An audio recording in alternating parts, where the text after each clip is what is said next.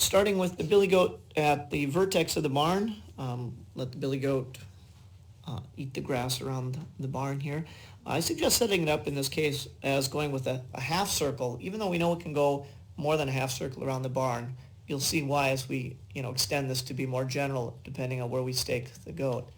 And then we can look at these different regions here. That's, region 2 is that third of a circle with the smaller rope. Coming around region 3 then will be down here a third of a circle, with the full length of rope. Munch, munch, munch, munch.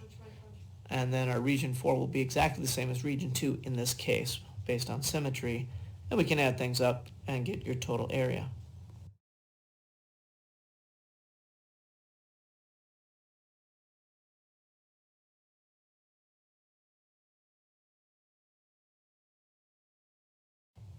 If we then stake the goat to the midpoint on the side of the barn, do the same exact kind of setup, where we do again a half circle.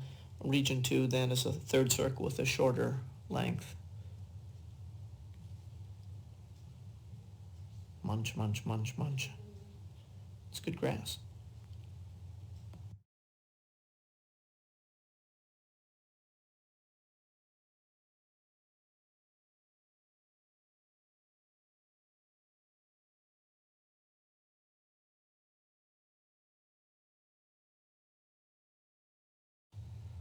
Here region 3 is symmetric to region 2, and then our fourth region you can consider as, 0 area, which would have been around that last corner, and then add things up in this case for the total area. And now we want to say, well, where do we optimize the grazing area based on where we put the stake along the edge of the barn? So exact same setup. This time we're saying, stake the goat in X distance from the vertex. Again, do a half circle to start with for our first region. Region 2 will again be this third of a circle, but this case we'll see that, the calculation of the rope length. Here's the idea of the radius now based on the X value. And, region 3 and region 4 are also going to depend on that. I'm going to cut that part of the animation out, so you have to figure that part on your own. And then it's a matter of optimizing using calculus. You can look at least numerically where the stake is and look at the total grazing area, how that changes as we move that stake location around.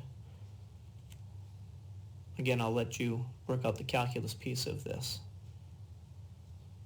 More fun if we also decide to change the rope length, as well as changing where the goat is staked on the barn, and move both of those simultaneously.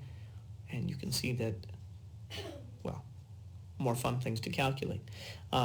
Notice I am keeping the maximum rope length of the barn equal to the semi-perimeter.